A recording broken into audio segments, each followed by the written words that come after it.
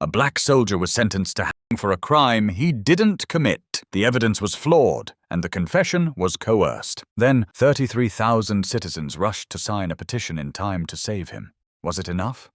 Leroy Henry arrived in England as part of the massive American build-up before D-Day. Like more than 130,000 other black soldiers stationed in Britain, he served in a segregated unit. The United States Army in 1944 operated under strict racial separation. Black soldiers wore the same uniform, faced the same enemy, but lived in different barracks, ate in different mess halls, and were overwhelmingly assigned to support roles rather than combat positions. Henry drove trucks for the services of supply, part of the unglamorous but essential work that kept armies moving. The dangerous, dirty jobs that white soldiers avoided became the domain of black units. It was exhausting work, and when soldiers got leave, they sought whatever relief they could find in the English countryside. The British people had welcomed black American soldiers with a warmth that shocked many of them. Unlike the rigid segregation they knew back home, British pubs served them alongside white soldiers. British families invited them to dinner. British women danced with them at community halls. A 1943 survey by Mass Observation, a British social research organization, found that 75% of British civilians disapproved of American racial segregation. The Daily Mail newspaper noted that the feeling is fairly common that the soldiers of color are nicer and better behaved than the ordinary Yank. This British attitude infuriated white American officers who expected their hosts to enforce American-style segregation. The culture clash would reach its breaking point in a ditch beside a road in Combe Down, just outside Bath. Around midnight on May 5th, Irene Maud Lilly heard tapping at her bedroom window. Opening the door, she found Corporal Leroy Henry standing in the moonlit street. He claimed to be lost, asking for directions back to his base.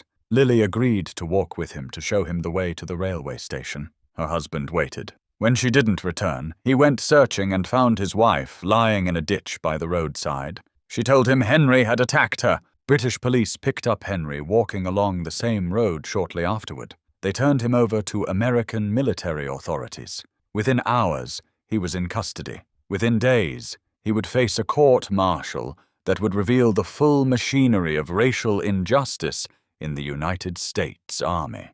The trial began on May 25th, 1944, just 20 days after the alleged incident. This speed itself was extraordinary. Complex capital cases typically required months of preparation. Henry's defense attorneys received 10 days to prepare. The court-martial board consisted of 9 white officers and 1 black officer. No one questioned whether 10 days was sufficient time to prepare a defense in a case where a man's life hung in the balance. The prosecution's case rested almost entirely on Lilly's testimony. She claimed Henry had knocked on her window, asked for help, then dragged her into a field and attacked her at knife point. But the physical evidence told a different story. Or rather, there was no physical evidence. No knife was ever found, despite intensive searches of the area by both British and American military police. They searched every inch of the field twice. Nothing. The examining doctor found no injuries consistent with a struggle.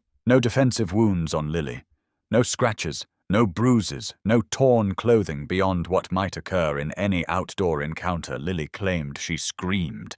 Yet neighbors in the surrounding houses, interviewed by investigators, heard nothing unusual that night. The silence was deafening. Henry's character witnesses painted a picture completely at odds with the prosecution's portrayal. His commanding officers testified he was reliable, well-liked, never caused trouble. No one in his unit had ever seen him carry a knife. No one had ever witnessed violent behavior. He was, by all accounts, exactly the kind of soldier any army would want. But the prosecution had something more powerful than evidence. They had a confession. Henry had signed a statement admitting to the attack, and in 1944, in a military courtroom, a signed confession from a black defendant accused of assaulting a white woman was all any prosecutor needed. How had investigators obtained this confession? 2 military police officers testified about the interrogation. Henry, they said, had been questioned intensively. The details they provided painted a picture of coercion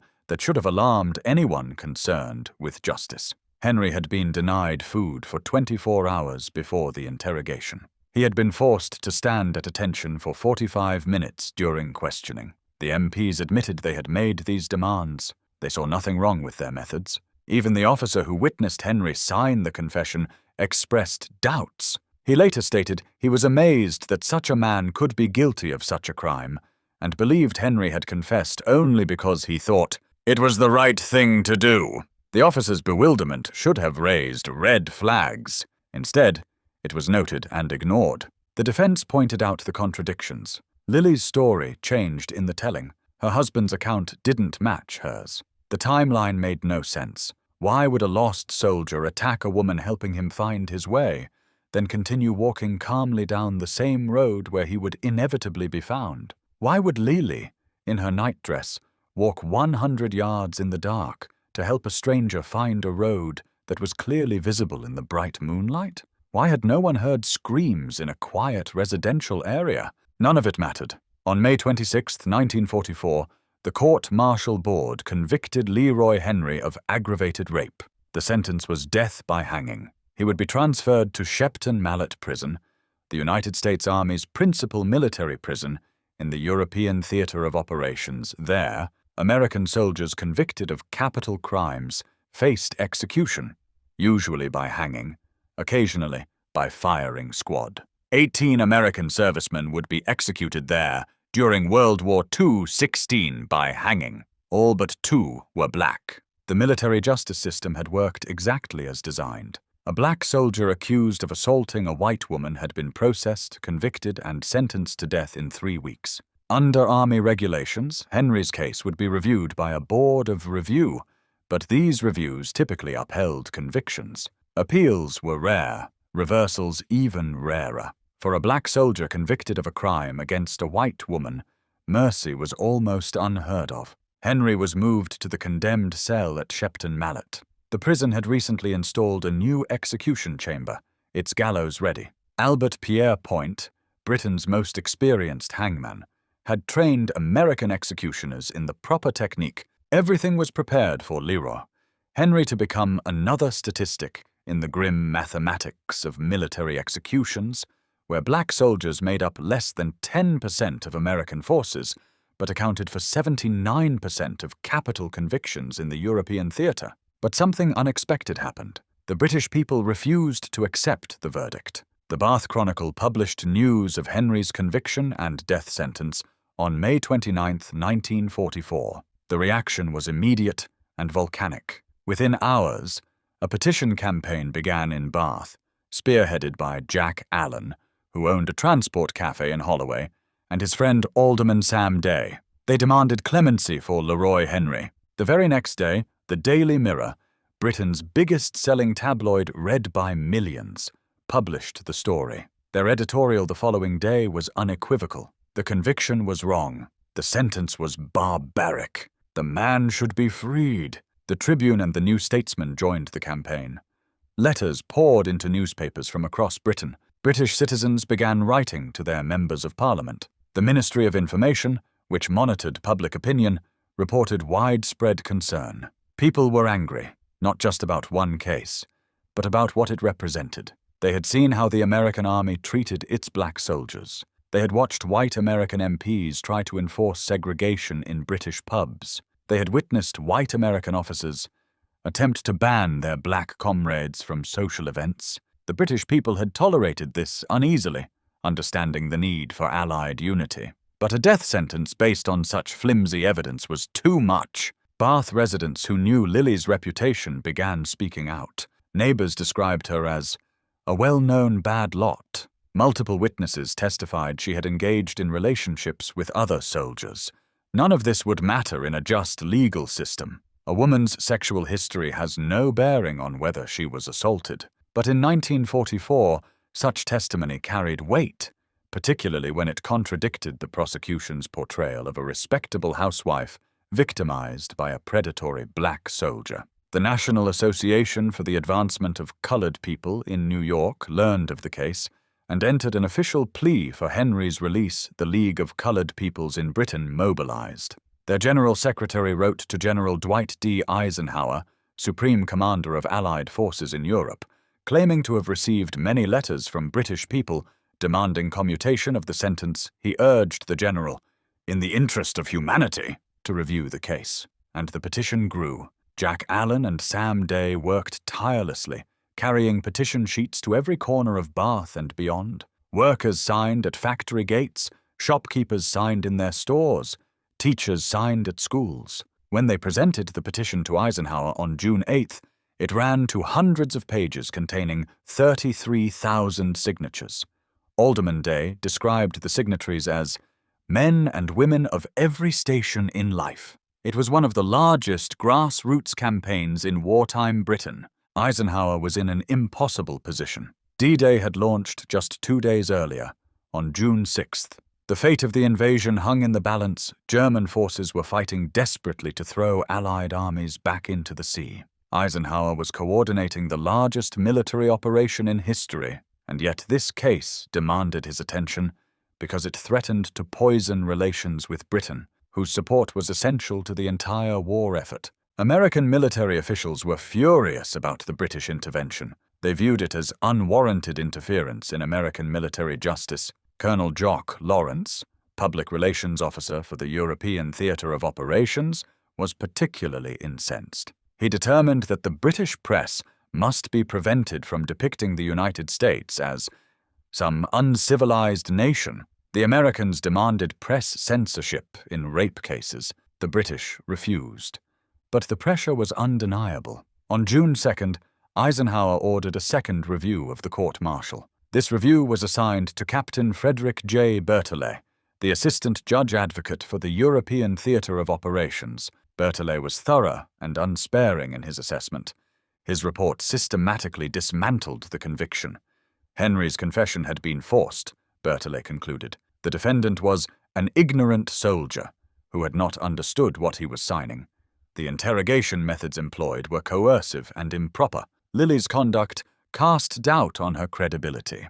Her story contained too many inconsistencies. The physical evidence contradicted the accusation of violent assault. The timeline made no sense. Most damningly, Berthollet found that the evidence presented was insufficient to support the conviction. There was no basis for a retrial because there was no credible evidence that a crime had occurred. His superior, Judge Advocate General Edward C. Betts, reviewed Berthollet's findings and concurred completely. The report reached Eisenhower's desk on June 17, 1944.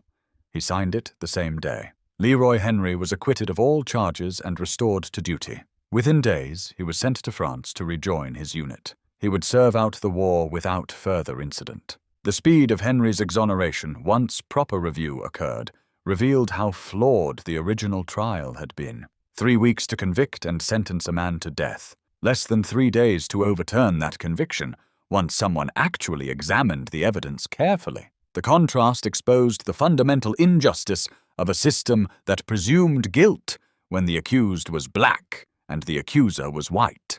Statistics tell the larger story, of which Henry's case was just one example. During World War II, 152 American soldiers were charged with rape in France. Of those, 139 were black soldiers. The United States Army executed 29 soldiers for rape. 25 of them were black. No white soldiers were executed for rape in England during the entire war. Only black soldiers faced the hangman for that crime. The pattern extended beyond rape. Black soldiers were far more likely to receive death sentences for any crime. In the European theatre, 25 black soldiers were executed for murder, compared to 4 white soldiers. 22 black soldiers were executed for rape, compared to 6 white soldiers. 8 of the 12 soldiers executed for rape and murder were black. These numbers reflected a justice system where race determined outcome more reliably than evidence. The disparity wasn't limited to death sentences. Black soldiers were court-martialed at far higher rates than white soldiers. They received harsher sentences for identical crimes. They were less likely to have sentences reduced on appeal. At every stage of military justice, from arrest through execution, The system treated black soldiers more harshly than white soldiers. American military officials knew about these disparities. They had the statistics. Reviews by the Judge Advocate General's office documented the pattern. But no one was willing to acknowledge that segregation itself created this injustice. No one wanted to admit that the same racism that separated soldiers by color also infected every court-martial board, every review process, every clemency decision. After the Henry case, American authorities changed their approach to managing the British response to military justice. They couldn't stop the British press from covering trials. The British government had refused to impose censorship, so the Americans found another solution. From November 1944 onward, the crime statistics they shared with British officials ceased to distinguish between white and black soldiers. The evidence of racial disparity simply disappeared from official reports. This erasure was deliberate. If the British couldn't see the pattern, they couldn't protest it. If no one could prove that black soldiers were executed at vastly higher rates, no one could demand reform. The American military chose to hide the injustice rather than end it. The system that nearly killed Leroy Henry continued operating throughout the war and beyond. Dozens more black soldiers were executed on evidence no stronger than that used against Henry. Many left letters maintaining their innocence. Their families were told they had shamed their race by committing heinous crimes. The truth was that they had been processed through a machinery of racial injustice that presumed their guilt and denied them fair trials. Consider the evidence that convicted Henry: an inconsistent accusation, no physical evidence, no weapon, no injuries, no witnesses to any struggle. A confession obtained through food deprivation and physical coercion. That was sufficient to sentence a black soldier to death in 3 weeks. White soldiers accused of similar crimes with similar evidence either weren't charged, weren't convicted, or had their sentences reduced on review. The Leroy Henry case became famous because the British public intervened. But for every Leroy Henry saved by international pressure, there were dozens of black soldiers who had no such salvation. They died alone, their names unknown beyond military records that documented their executions in clinical detail. The Army's approach to these executions was methodical and efficient. Professor J. Robert Lilly of Northern Kentucky University, who has studied military executions extensively, describes them as well-organized mechanical rituals. As the military became more familiar with executions, they became increasingly truncated events. What had initially been solemn occasions became routine administrative procedures. The condemned man was led to the gallows. The hood was placed over his head. The trap was sprung. The entire process took minutes. The body was buried in an unmarked grave at Brookwood Cemetery or another military burial ground. The file was closed. The British people who saved Leroy Henry likely never knew how many other black soldiers they couldn't save. They knew only that the conviction they had witnessed was unjust. They understood that a man was about to be killed on evidence that wouldn't have convinced them in a civilian court. They refused to be complicit in that injustice through their silence. 33,000 signatures represented an extraordinary act of moral courage. These weren't civil rights activists or political radicals. They were ordinary British citizens, men and women of every station in life, who saw an injustice and refused to accept it. They signed their names, knowing they were directly challenging the American military during wartime. They risked straining the Allied relationship at a moment when unity was essential for victory. They signed anyway because some things matter more than diplomatic convenience. The life of one innocent man mattered more than smooth relations between governments. Justice mattered more than avoiding awkward conversations about American racism. Truth mattered more than the convenient fiction that military courts were impartial. The petition succeeded because it made Henry's case impossible to ignore. Eisenhower could not quietly allow the execution to proceed with 33,000 British citizens demanding answers. The Daily Mirror could not be silenced. British members of Parliament could not be dismissed. The pressure created space for Captain Berthollet to conduct an honest review, and his review exposed the conviction for what it was: a legal lynching wrapped in the procedures of military justice. But the very fact that such pressure was necessary reveals the system's fundamental corruption. Without British intervention, Henry would have died. The Board of Review had already upheld his conviction. The standard appeals process had failed him. Every safeguard that supposedly prevented wrongful executions had failed. Only international embarrassment forced the system to correct itself, and even then, the correction was limited to one case. The American military didn't investigate how many other black soldiers had been convicted on similarly flawed evidence. They didn't review other cases where confessions had been coerced or physical evidence was absent. They simply freed Henry, claimed the system had worked as designed, and continued executing black soldiers at the same disproportionate rates. After the war, some American veterans of the military justice system began speaking more honestly about what they had witnessed. They described how they had been ordered to ensure black defendants received harsh sentences to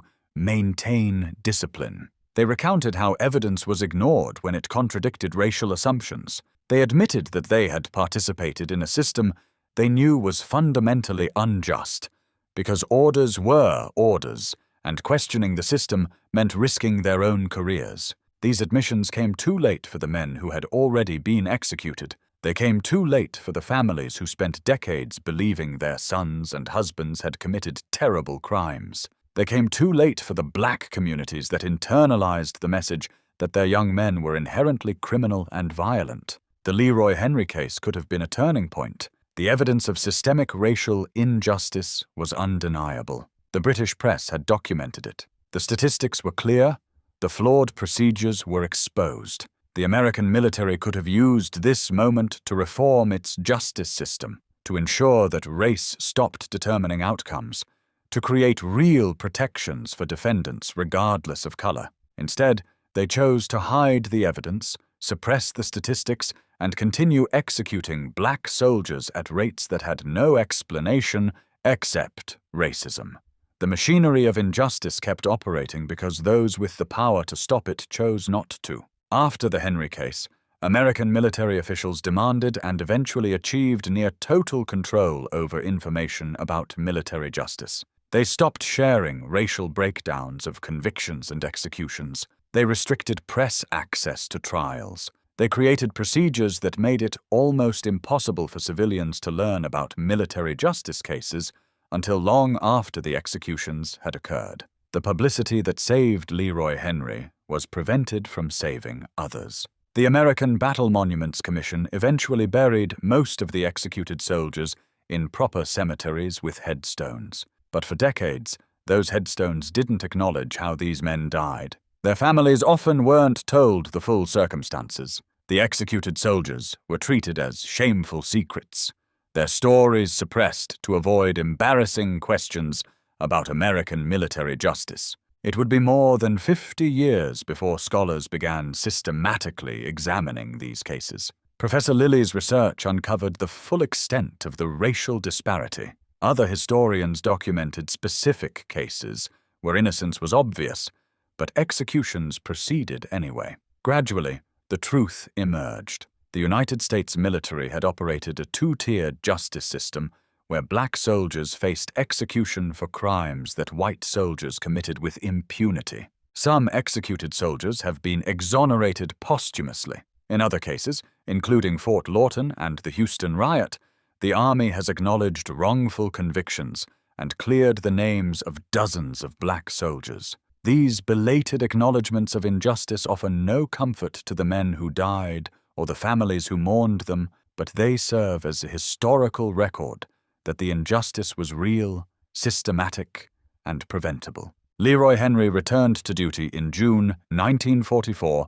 and served out the war. The historical record doesn't tell us what happened to him after VE Day. We don't know if he went home to St. Louis. We don't know if he married, had children, built a life in peacetime. We don't know if he ever spoke about his 3 weeks in the condemned cell at Shepton, Mallet, waiting to hang for a crime he didn't commit. We know only that he survived because 33,000 strangers in a foreign country cared whether he lived or died. We know that British citizens in the middle of total war, with their own sons dying in France, took time to demand justice for one black American soldier. We know that ordinary people, with no power except their moral conviction and their willingness to sign their names, forced the most powerful military in the world to admit it was wrong. The lesson of Leroy Henry isn't just about one wrongful conviction overturned. It's about what happens when ordinary people refuse to be complicit in injustice. Those 33,000 signatures represented 33,000 people who saw an injustice and said no. They had no obligation to care about an American soldier. They gained nothing from intervening. They risked complicating relations between allies at a critical moment in the war. They did it anyway because they understood that injustice anywhere diminishes us all. They understood that allowing an innocent man to die through their silence would make them accomplices to murder. They understood that the only way to stop systematic injustice is for ordinary people to refuse to tolerate it. Today, Bath has a small memorial to the extraordinary events of May and June 1944. It acknowledges the petition campaign and the lives it saved. Not just Leroy Henry's life, but the moral lives of those thousands who refused to look away from injustice. The American military's justice system would eventually be reformed. Racial segregation ended. Protections for defendants improved. The disparities in capital sentences, while not eliminated, decreased. These changes didn't happen because military leaders suddenly developed conscience. They happened because people like those 33,000 petitioners refused to accept injustice as inevitable. But change came too late for dozens of black soldiers executed on evidence that wouldn't have convinced a fair court. It came too late for men who died maintaining their innocence, while a system that presumed their guilt processed them toward execution. It came too late for families who were told their loved ones were criminals when they were victims of a corrupted justice system. The story of Leroy Henry is a story of injustice interrupted, not ended, just interrupted. For one man, on one day, the machinery of racial injustice failed to complete its work because people intervened, but the machinery kept running. More black soldiers were arrested, tried, convicted, and executed using the same flawed procedures that nearly killed Henry. Every wrongful conviction that goes uncorrected creates another. Every execution based on coerced confessions and racial assumptions makes the next one easier. Every time a system fails to correct itself, it becomes more entrenched. The only thing that stops systematic injustice is systematic resistance. The 33,000 British citizens who signed that petition weren't heroes. They were ordinary people who did what conscience demanded when confronted with clear injustice. They set an example that echoes across decades. When you see injustice, you speak. When you see an innocent person being killed by a corrupted system, you act. When you have no power except your moral conviction and your willingness to sign your name, you do it anyway. Because sometimes 33,000 signatures are enough to save a life. And that life, that one life preserved against the machinery of injustice, proves that resistance matters. It proves that ordinary people have power when they choose to use it. It proves that no system of injustice is so powerful that it cannot be challenged. Leroy Henry walked out of Shepton Mallet prison because people cared, not because the system corrected itself, not because justice was inevitable, because 33,000 people signed their names and said no. That's the lesson. That's the power we all have. That's what changes the world.